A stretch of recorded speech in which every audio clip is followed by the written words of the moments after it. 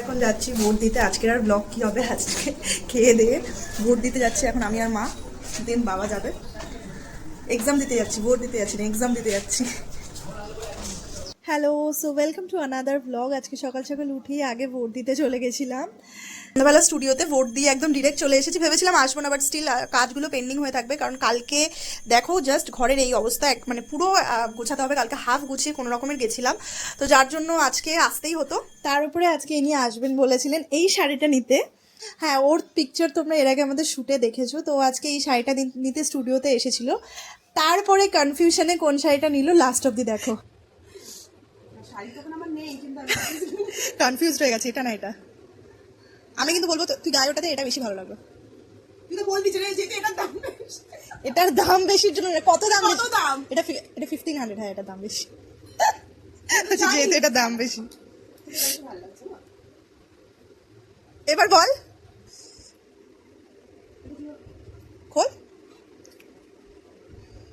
ব্ল্যাকের উপর তো একটা আলাদাই আমার টান আছে। আর মা যদি দেখে বলবে যে শেষমেশ সেই আমার পছন্দের শাড়িটাই কিন্তু ও সিলেক্ট করলো। আমি প্রথমেই বলেছিলাম যে এই শাড়িটা ভালো লাগবে, সত্যি শাড়িটা পরে ওকে ভীষণ ভালো লাগছিল। One of my favourite colour ছিল এটা, ধনেখালি।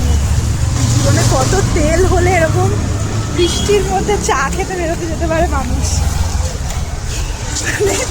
রাত্রি 10:30 বাজতে যে আমরা এখন চা খেতে যাচ্ছি। আলাদাই লেভেলের এনার। আমার সব কাজ অলমোস্ট হয়ে গেছিলো, তাই জন্য ও বললো চ একটু চা খেয়ে আসি। আর তারপরে 11টা বাজে। বাড়ি থেকে 10 পা দূরে কিন্তু আমরা যেতে পারছি না বৃষ্টির জন্য। বিরক্ত লাগছে, ভিডিও করিস না, মাথা গরম হয়ে যাচ্ছে আমার। ফোনটার কাজ এখন ভিডিও অফ কর। সব রিক্সাওয়ালা আমাদেরকে রিজেক্ট করে দিচ্ছে। আর আজকে কয়েকটা কথা বলার রয়েছে, সেটা হচ্ছে আমি গত বছর ডেলি ব্লগ স্টার্ট করেছিলাম, 2-3টে করেছিলাম, তারপরে আর কনসিস্টেন্সি রাখতে পারিনি। বাট এবারটা সত্যি ভেবেছি রাখবো, কারণ সত্যি কথা বলতে আমরা যারা এন্টারপ্রেনার, আমরা যারা অনলাইন সেলার, যারা ঘরে বসে বিজনেস করছে, তাদের অনেকে আছে যাদের কাজ মানুষের কাছে পৌঁছচ্ছেই না। মানে তারা হয়তো ভালো কাজ করছে, বাট মানুষের কাছে পৌঁছচ্ছে না। তো এই 2026-এ দাঁড়িয়ে content is very very much important. সেটা যদি আমাকে ডেলি ব্লগের মাধ্যমে করতে হয়, আমি তাই করব। আমার ফ্রেন্ড লিস্টে যদি 5000 মানুষ থাকে, 4000 মানুষের কাছে যেন আমার কন্টেন্টটা গিয়ে পৌঁছয়। একজন এন্টারপ্রেনার, একজন অনলাইন সেলারের লাইফটা কিরকম, সেটা আমার মনে হয় যারা পারবে অন্তত তাদের শেয়ার করা উচিত। অনেকেই শাই হয়, অনেকে ব্লগ করা পছন্দ করে না, সেটা আলাদা বিষয়। কিন্তু আমাদের কাছে কন্টেন্ট মানে তো আমাদের কাজ, তাই কাজটা আমরা যেভাবে পারবো সেইভাবে আমাদের মানুষের কাছে পৌঁছে দিতে হবে, কারণ আমাদের জন্য কেউ করে দেবে না। আমাদের প্রোফাইলে রিচ ভেরি ভেরি ইম্পর্টেন্ট।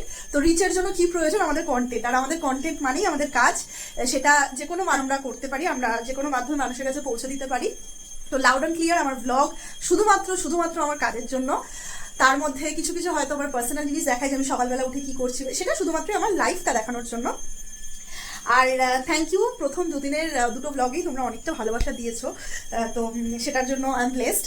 মাঝে মাঝে একটু অসহ্য, মানে দুদিন করেই আমার প্রচণ্ড অসহ্য লাগছিল মাঝখানে, যে এত টায়ার্ড হয়ে যাচ্ছি, ঘামছি, পাগলের মতো লাগছে, তবুও আমার ওই ক্যামেরা অন করে ভালো লাগছিল না। বাট স্টিল তখন আমি নিজেকে বলছি যে না, আমাকে করতে হবে, কারণ এখন হয়তো আমার গ্রোথটা একটু কম, আমি হয়তো সময় পাচ্ছি, পরবর্তীকালে আমি হয়তো সময় পাবো না। যদি আমার কাজ মানে টাচউড সেরকম ভালো হয়, তাহলে আমি হয়তো সময়টা পাবো না। এখন যখন আমি পাচ্ছি, আমি সেই এফার্টটা দিয়ে আমি সময়টাকে কাজে লাগাই, তাই না?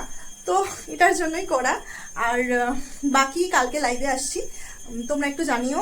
এই প্রোফাইল থেকেই আসবো, রাত 9টায় না 10টায়, কোন টাইমে লাইভে এলে ভালো হয় সেটা অবশ্যই জানিও। এটুকুই থাক, ব্লগটা কেমন লাগলো অবশ্যই জানিও। Thank you so much.